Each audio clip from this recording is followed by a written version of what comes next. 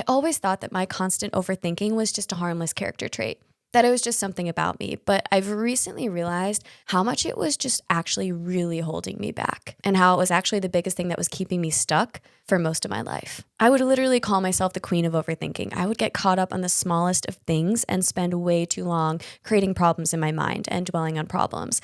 And this started to make sense when I had a recent guest on the podcast, Dr. Chris Lee. He opened my eyes to the fact that when we overthink, we're not coming up with solutions like we think we are. We are ruminating on that problem over and over again, just on this hamster wheel of dwelling on the same problem and focusing our energy and attention on it. It's not problem solving, it's problem dwelling. And this is what really opened my eyes to the fact that I've been caught in that cycle for literally most of my life. And I know a lot of you feel that way as well, because studies show that nearly 73% of people from ages 25 to 35 experience overthinking daily, and 52% of people from ages 45 to 55. So if you're listening to this, I know that you can likely resonate with this topic in some way, especially if you clicked on today's episode. This insight really caused me to take a step back and reflect on how overthinking has just taken over my life and held me back in so many ways. So we're going to dive on in. So I'm going to share with you how overthinking comes up in my life, why we overthink, and the ways that I've effectively stepped away from overthinking. Of course, I'm not perfect. I'm human. I'm still the queen of overthinking in a lot of ways. But the difference now is I don't let it totally take me over. I don't let it consume me. And I definitely don't let it prevent me from making decisions and taking steps in action every single day towards the life that I love. So how does overthinking come up in my life? First one, rumination. Like I shared, I'm constantly ruminating on the problem over and over again. And for so long, I thought that that was me kind of like thinking my way through it and coming up with a solution. But no, it makes sense that he shared that. Thinking about it, every time I am overthinking, I'm just focusing on the problem. I'm just like thinking about it in a different light or looking at it from a new perspective. Like, oh, but have I considered this angle of the problem? And like, hey, I haven't like looked at it from that point of view. And it's just putting all my energy and attention on that problem. And it would be such a waste of my time and energy because, again, we're not coming up with solutions when we do that. It's draining. It's exhausting. We're dwelling on the negative. We're dwelling on what we think is wrong or needs to be changed. So, of course, another way it came up in my life is it made me feel really anxious. Whenever I fall down these overthinking thought spirals and cycles, I felt more and more anxious and had a negative perspective on whatever I was dwelling on. And most importantly, that rumination and the constant dwelling on the problem and what was negative or wrong prevented me from taking action and taking steps forward. So that was the biggest way that I noticed it held me back is any time that I was caught in that overthinking and falling down that spiral in my mind of just focusing on the problem and dwelling on that thing, even if it was a tiny, small thing, it would make me less confident to actually make a decision and less confident to actually take steps towards a solution because that problem seems so much bigger because all of my time and energy and attention was focused on that problem. Whereas action and decision making seems less scary if you don't let yourself fall so deeply into blowing this problem out of proportion.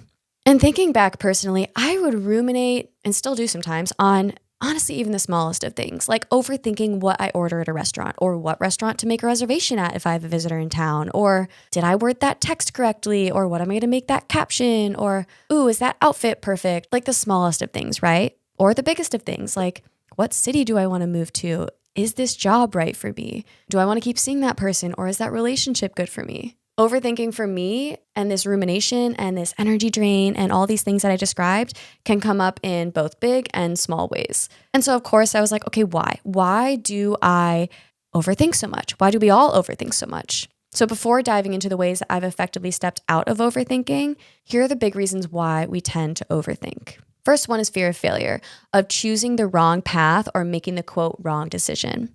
And fear of uncertainty and the unknown is a big one here too, because we don't know what that path and that decision is going to look like. So of course we think it's safer to just stay in our thoughts and stay in our head and continue to think about it instead of actually taking the step forward. And it's that fear of failure and fear of the unknown of what taking those steps might look like and might turn out to be that keeps us wanting to overthink. So when I thought about that in my life, yeah, it's been a protection mechanism. Staying in my head feels safer sometimes than actually putting myself out there and taking the steps. So fear is a big one. Perfectionism. That's a big one I resonate with too. I find that I tend to overthink on anything that doesn't feel perfect, or the thing that feels wrong, or the thing that needs, quote, fixing. One that comes to mind with this perfectionism is overthinking maybe like a text I get from a friend. Like if it seems a little off, maybe not really meeting my level of like warmth and excitement, it doesn't seem very warm and fuzzy, I would start to overthink like, oh, are they mad at me? Like, did XYZ upset them? Or what is that person thinking of me? Because that dynamic felt not perfect and didn't really meet my standard of where I want that relationship to be, and it's a bit of that people pleaser tendency coming up for me as well, I would overthink their response and start to overthink the friendship and relationship, and again, fall down that spiral. Anything ultimately that didn't feel perfect in my life and felt off, for some reason, I felt pulled to just overthink and dwell and ruminate on that thing. So perfectionism's a big reason as well. Low self-esteem and insecurity. It's those traits that cause us to dwell on our flaws or past mistakes because we don't feel confident in ourselves or in our ability to make the right decision. And finally, such a common theme, social comparison and pressure.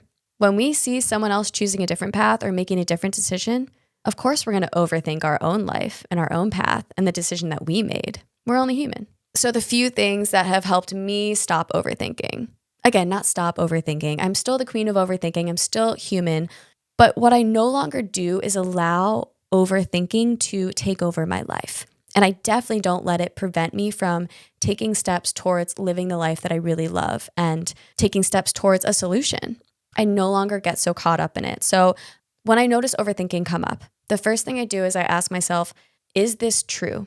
When we overthink, more often than not, we're creating a problem out of thin air. Or we're taking a tiny problem and blowing it up into a huge thing that often is just us creating something in our minds a lot of the time. And so it's helpful for me to take a step back when I find myself falling down this thought spiral and say like, is this even a true story, or is this a narrative that I'm spiraling and creating as I go in my mind?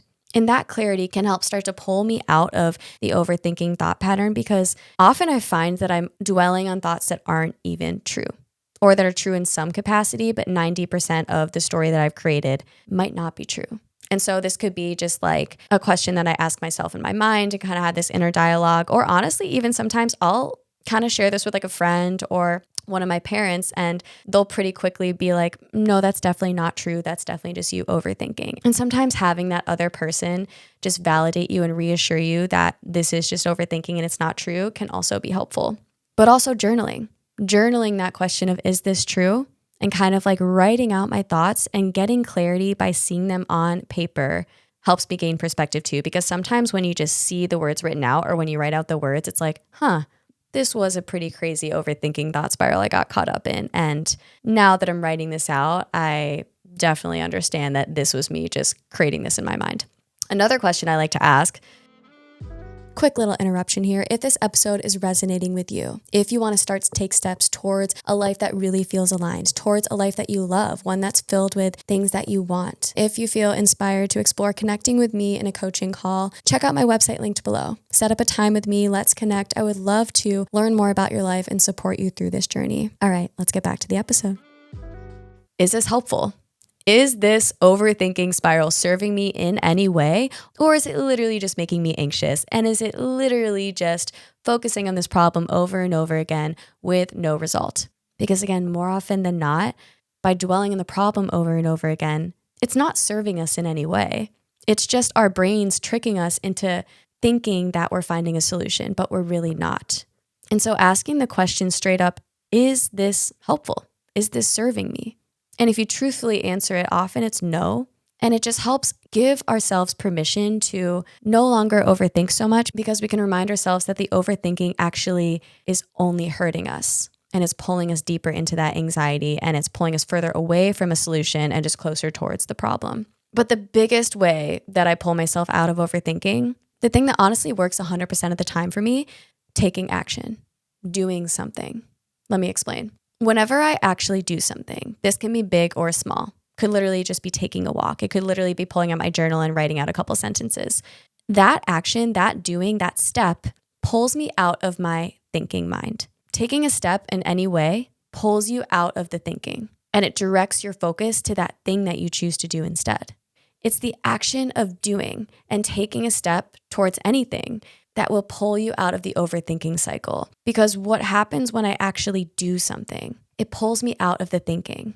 And that's the key with overthinking, is just pulling ourselves out of that negative thought cycle that feels so overpowering and shifting our focus to something else. Taking any sort of productive step, giving myself any form of movement. So a big one I always turn to is just going on a walk, even if it's small. It's just getting out of my seat and moving my body and putting myself in a new environment, even if that's the room next door, even if that's just taking a walk around the block. It helps me just get out of my head and gives me new perspective and gives me clarity. Or I'll go to my to-do list and say, like, what can I productively take a step towards here that will help redirect my focus towards something positive, or maybe towards a solution?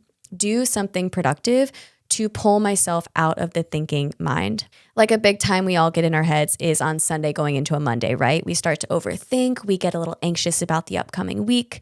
For me, the biggest cure to overthinking on a Sunday, and for those Sunday scaries, is to do something productive on Sunday. How can I set myself up for the week? What can I do just to get organized, or maybe move my body, go on a walk, clear my head a little bit, maybe write out my to-do list going into Monday, maybe check off a thing or two going into Monday to set myself up. Doing something productive to give me the confidence and focus my energy on actually taking steps and actually doing.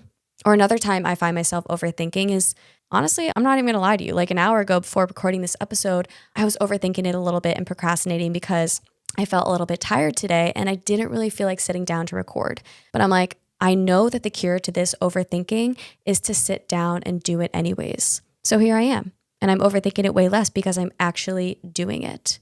So for me, taking action, taking a step towards the solution, towards doing anything productive and just moving my body pulls me out of the overthinking mind and pulls me out of those thoughts that, again, often aren't true and often are not helpful.